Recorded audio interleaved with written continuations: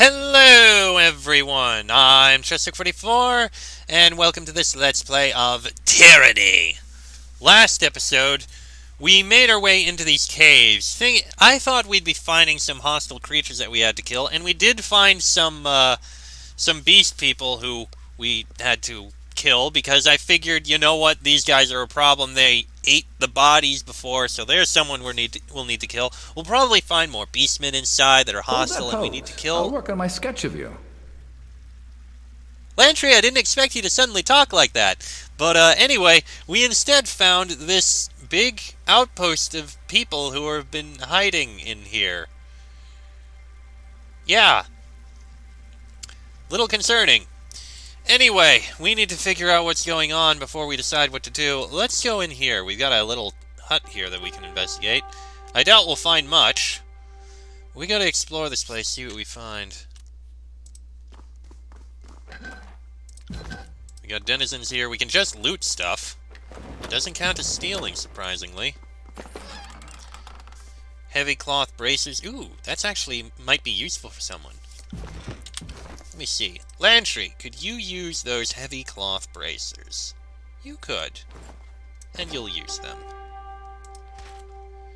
And could you use these bracers? You could. You'll take them. Alright. Let's walk out of here.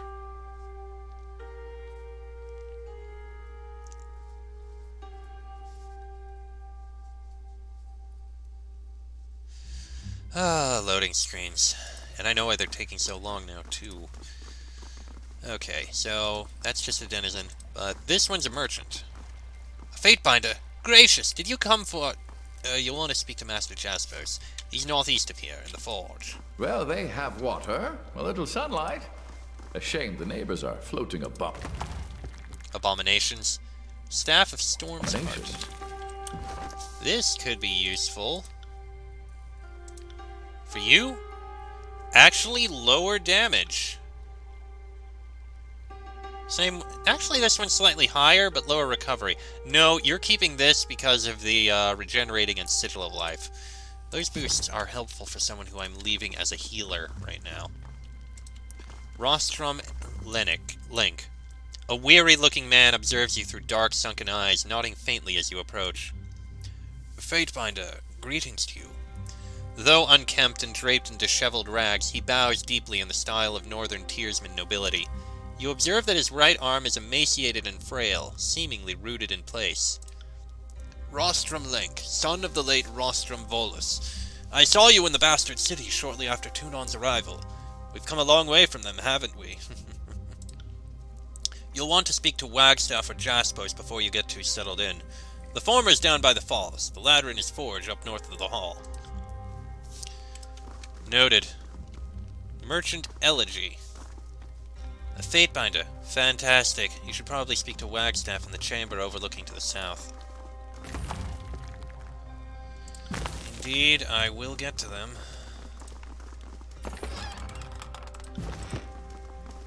Are those? Who are these? Kairos' eyes don't fall here, Fatebinder.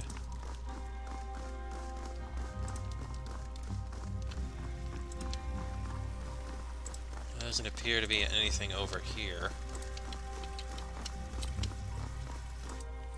Well, we can make our way over here to the Tidecaster.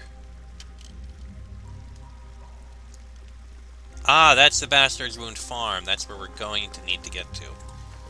Let's start with the Tidecaster. It's right here. I see the Tidecaster has made himself at home in these flooded halls. Arranged at angles that recall the sigil of Gravelight, these crystals shimmer with the collected glow of what little radiance from Tarata's grave filters into these depths. Alright, let's speak with him. A bearded, weathered figure stands by the pool's edge, eyes closed in concentration. His face, uncharitably weathered from years of sun and wind, is a collection of deep, intertwining creases wreathed by a brittle-looking gray mane. One disapproving eye snaps open as you approach. Our time together has not gone to waste. Okay, thank you for leveling up. Of all the shriveled barnacles to find, you...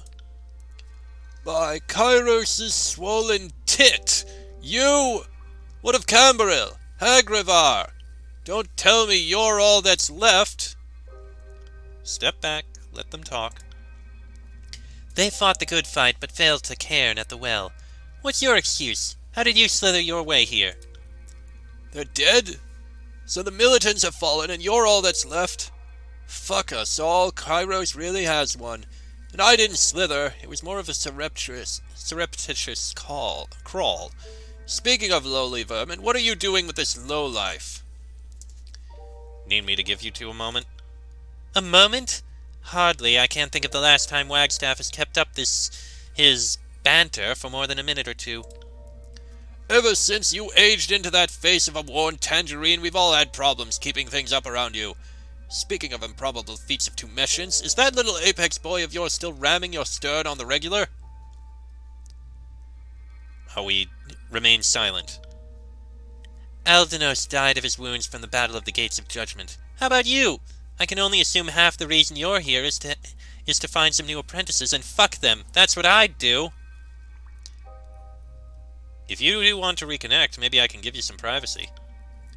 Reconnect? Ugh, no, please. You have the wrong idea. Seriously, even I have standards. I'm just wondering what this worthless old codger is doing hiding here of all places. And with so many new friends. You always harped on and on about your legacy. Now's your chance to corrupt a few more minds before senility takes hold. Well, yes and no. Yes, with the apprentices, but I don't know. I just might stay here. We've stumbled upon something unusual here. Not sure how permanent a solution living here might be, but been trying to make the most of it. But your friend here changes things. The Tidecaster points at you with a scowl. We always knew outsiders would come, but short of Graven Ash showing up, a Fatebinder is about as terrifying a notion as we've imagined. I assume someone pointed you towards me to speak for the settlement. If there are matters to discuss, then so be it.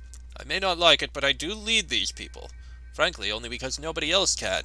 That stone-straddling fool Jaspers will talk himself into believing he's up to the task, but don't believe his bluster for a moment. Anyway, just to ask the question everyone's wondering. What are your intentions with us? Let's see.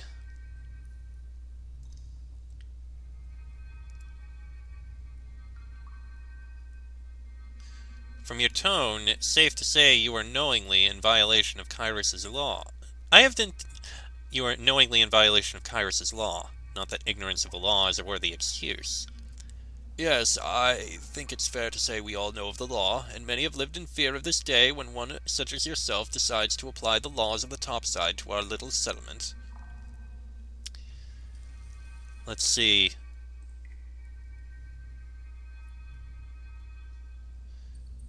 This settlement stretches interpretation of Kairos' laws. To justify its existence, the wound must provide material support for the court. Material support.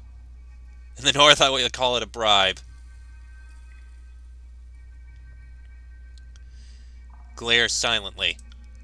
The old man returns your stare for a long moment before letting out an exasperated huff.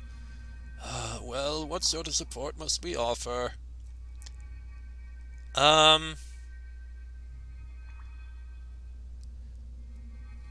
In the north, we call it a bribe. Typical.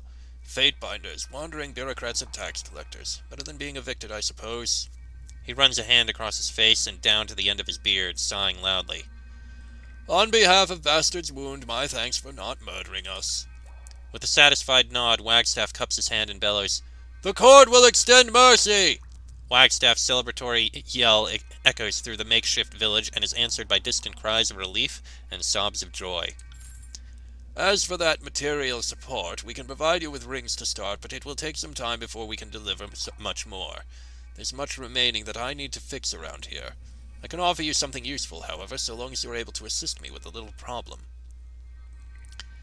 My arrival bodes well for your future. Just what are you getting at? We normally avoid contact with the outside for fear of trouble following us back home, and with my duties here, leaving is out of the question. And yet there are matters beyond these walls in need of a solution, and since I cannot leave this place to handle my own affairs, perhaps I can retain your services. Depends on what you have in mind. There's an old rival of mine still out there, a sage named Phoebe. He twists the rope on the end of his belt, grimacing. Yes, we're from rival schools. No, this isn't just a case of an unsettled score. I'd live and live, but she poses an actual threat to the wound. She had knowledge of my plans to journey north to trace Cairn's path in these mountains, which may expose us. She could bring a slew of homeless sages here, probably followed by a gaggle of spies. It's not worth the risk. She needs to die. The problem is finding her. We had a mutual contact, Melita, who used to spend it this time of the year in Lethian's Crossing. If the two are still in touch, she'll be able to point you in the right direction. Well, we're going to be going to Melita. All of Bastard's wound would be in your debt, most of all me. Can I trust in your help? How do you know her? Over a decade ago, the School of Tides and the School of Ink and Quill tried yet again to discuss peace. She represented her school. I was forced to represent our end of this fruitless mediation. It was all a farce to get to know a few of us, figure out who should be spied upon. Several span later, some of my work was discovered by the sages. Fucking word thieves. Every last one of them. Is the sage really a threat? She's a risk to everyone living here. The woman hates me. Having dealings with her in the past was a mistake, and I'll be damned if I let that error ruin all that we built here. Now that her school is in ruins, she'll view my accomplishments here as research to be appropriated. And while she's at it, she'll engineer a catastrophe for the rune just to spite me. So yes, Fatebinder, I'm sure. I'm not going to kill someone before they've actually done anything. I understand the sentiment, but whether you believe it or not, that woman is a threat, and will gladly bring attention to our existence if it serves her purposes. Moreover, she's likely to expose us without even trying. She could wind up consumed by the voices of Narat, or followed here. I found this place. Why kill someone when the secret's already out?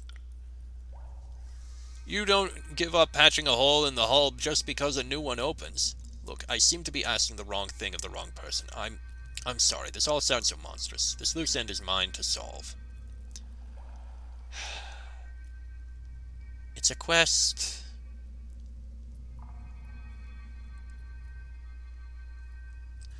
I'll find her. Thank you. This matter has haunted me for quite a while. If my stupidity caused the wound to be uncovered... best not to think of it. You have been unlike other servants of Kairos I've encountered. We are indebted to your patience and reason. One more thing, Fatebinder. If you do kill her, be sure to gather her belongings. Very important. It's the only way I can verify that you found the right sage. It would also... His words falter as he chokes up with a halting smile. It would also mean a great deal to see my old scrolls back, on the off chance she still carries them. It's a petty and vain request, but if you've been robbed before, you probably know the feeling. What else do you want of me? What do you do here as one of the leaders? He shakes his head. I'm the only true leader, as I've said before, but I won't belabor the point. 3 years ago, I stumbled across these old walls and very quickly found I wasn't alone. A clutch of hungry and sick tearsmen had stumbled upon this enclave as well. I had come here to escape Kairos' forces, but I'm nothing if not driven by noblesse oblige. I've decided I'd weigh anchor for a bit and help out. His staff dips into the pool at his feet, sending ripples across its surface.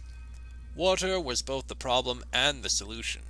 These refugees were surrounded by it, but couldn't drink it without picking up whatever old walls-induced disease lived within it. Withering rot, we call it. What happens to those with withering rot? You waste away in agonizing fashion, that's the short of it.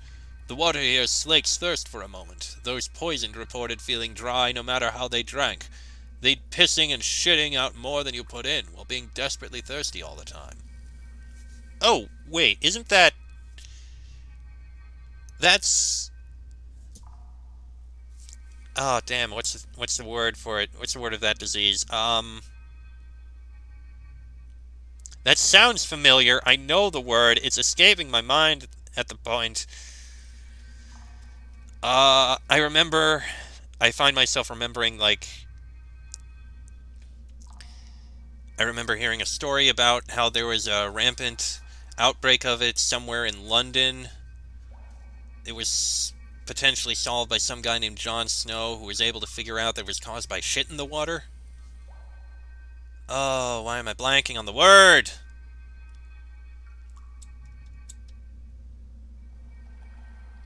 Ah, damn it. I can't remember the word for it. Maybe I'll put a random card here with the word. Post-editing. Your skin shrivels and cracks. Eventually you die, a pathetic, desiccated husk of a person. That's what I found when I first happened upon the wound. A lot of scared, dying folks that weren't long for this world. Nobody was going to right that ship except me, so I stayed and they lived. What's wrong with the water down here? The streams that run through these old walls have something foul about them. Some suggest the Bane do their business upstream and that taints the water. I suspect the problem is less scatological in origin, but likely mystical all the same. Whatever it is, it leads to fever, seizures, eventually death. I've been able to concoct a remedy, if administered in time, and I can mix the solution with water to make it drinkable. But untreated, the water here is death sentence. And these people accepted your leadership willingly? Did I knock them around first? Is that what you're asking? No, they were survivors of some battle where Cairn brought a keep down on their heads, and opened a route to this enclave in the process. They were starving, lost, terrified of the Bane. They came to me for help since my magic could keep them safe. Times sure have changed, folks begging a tidecaster to save them and all. Strange how the general attitude toward our school shifted dramatically when Kyrus's minions marched into town. Let him continue. To a tidecaster, these are trivial matters. So long as I'm here, making a solution to purify the water is a simple matter. I make life here possible. It's a difficult burden, but I'm honored my talents are put to good use. Tell me about the tidecasters. She didn't wax nostalgically already? With a nudge of his staff, the old man glares at Ebb. Apparently my information is out of date. I sure thought I was the last of our school, but apparently I hadn't looked under the rock you'd been calling home. We are the students of occulted Jade, Archon of Tides. She was one of the founding pioneers of the Tiers, and her school has been the longest-running institution of learning in the peninsula. Don't listen to what the sages say. Why didn't you leave with the others? I was one of the few to stay. And why not? This is my home. I don't care about Kyrus's war or the slaughter sport of these Archons. Excuse me, but I also wasn't about to sail west to die of starvation on the high seas. The promised lands are a lie. The ocean goes onward, or maybe you fall off the edge, or wrap around to the east coast of Taradas and land right in Kyros's lap. If I'm to die, let it happen in my father's coast and my mother's land. What have you been doing since the school's departure? I spent the first few span dealing with some unfinished business. A half-dozen sages had wronged some friends of mine, and I'll admit vengeance occupied me for a time. When Kyros's forces came, I decided to stay far from the beaten path. I set out to the mountains to find privacy. This place was serendipity writ large. When others stumbled upon this place, it somehow shifted from hovel to home. I did not expect or ask for the responsibility of caring for these people, but now that I wear it, the mantle is comforting. What did you do in the school before the war? What was your title exactly? I don't think we ever had a ceremonial office for the instructor most dedicated to diddling the students. Ooh! Oh, dear me. Oh, come off it. You enjoyed that privilege as much as I did. Besides, they listen more closely if you make them feel special. Right! Provost of Antiquities was the official title. My life's work was the curation of the school's past. The relics, the sermons of occulted Jade, the life stories of tidecasters, elders past, that sort of work. A fellow historian! I didn't realize tidecasters gave a care to the historical record.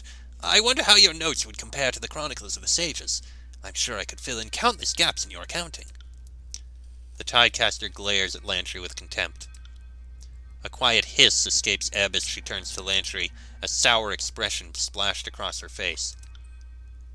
Yes, let the historical record note that Lantry takes the hint. Coughing nervously, the sage takes several steps back and falls silent. Right. My personal interest has always been the fluid magics of our school. Most of the school embraces the mighty power of Gravelight. I almost can't blame them. For me, water, mist, ice, and fog have always been more immediate, more real, more worthy of understanding. Why didn't the tidecasters stay and fight Kairos? If I may be so bold as to answer your question with a question, why do you think it was? Not many folks seem to know the truth, so I'm curious what one of Kairos' soldiers believed happened. Let's see.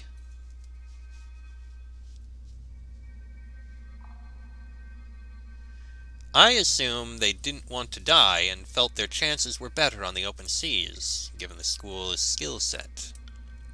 You aren't that far off from the truth. At least for many of the Tidecasters, the high seas are truly home. For many, the danger of the seas was a lesser worry than war with Kairos. The truth is, our Archon lacked the will to resist. Scores of Tidecasters craved war, but lost heart at the notion of facing the enemy without occulted Jade leading the charge. Enough. I don't wish to revel in the cowardice of the Tidecasters. I made my decision to stay. I'm not pretending I'm some brave hero, but at least I'm trying to hold on to some little port in the storm. How do you purify the water? It's impossible to convey the intricacies, but suffice it to say that I must infuse water with Gravelight energy. This, combined with trace amounts of alcohol and beastman blood, counteracts the mortifying effects of the old wall's water. I see that look in your eye. Worry not, the beastmen willingly give these vital fluids when they can.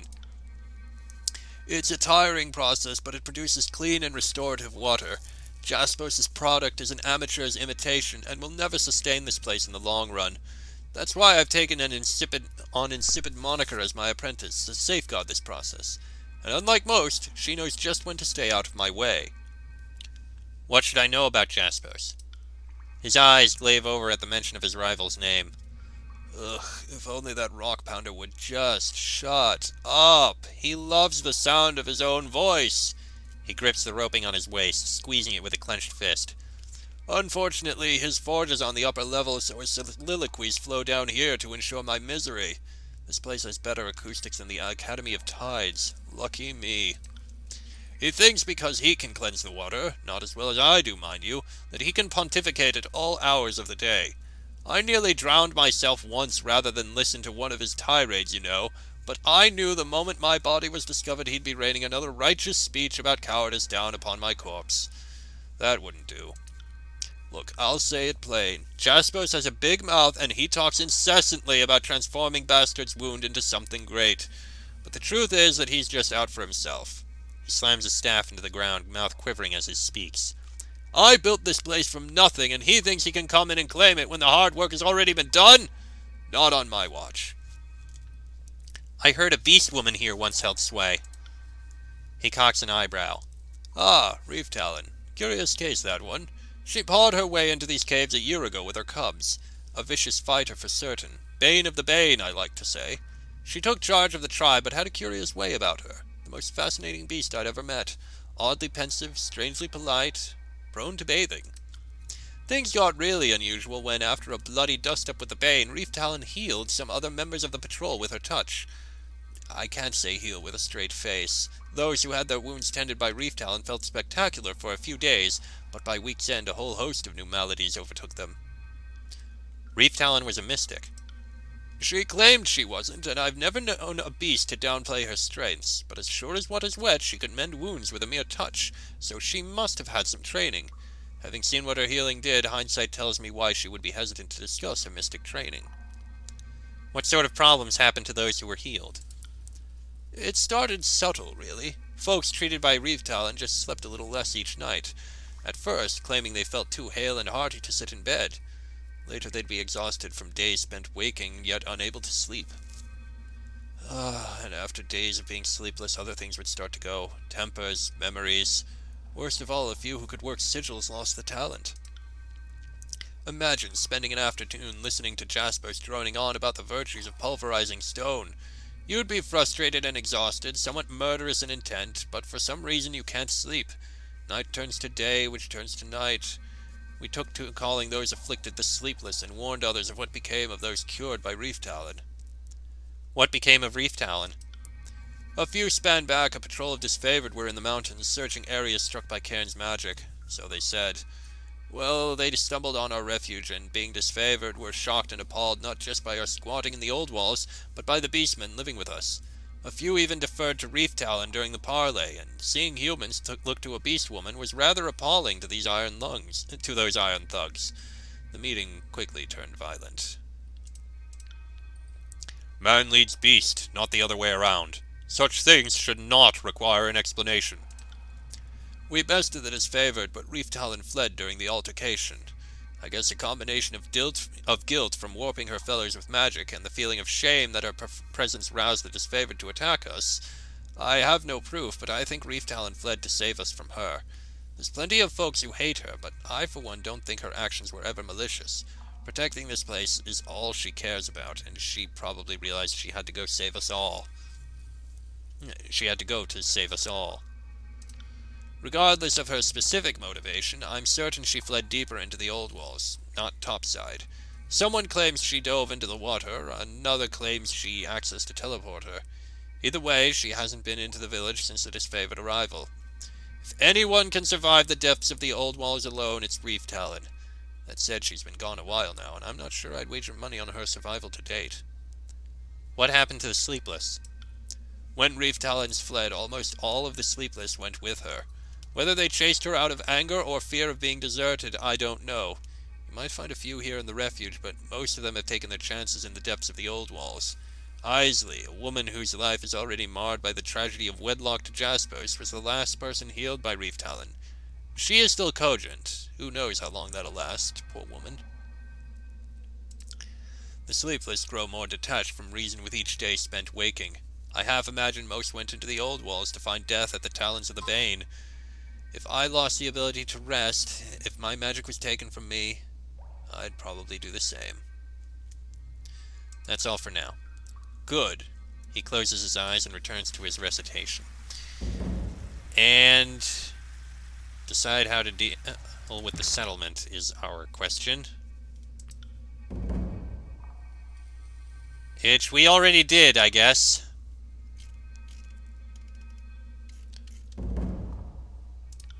You have spoken to the main leaders of Bastard's Wound and decided the immediate fate of the refugees living there, which is let them survive for now.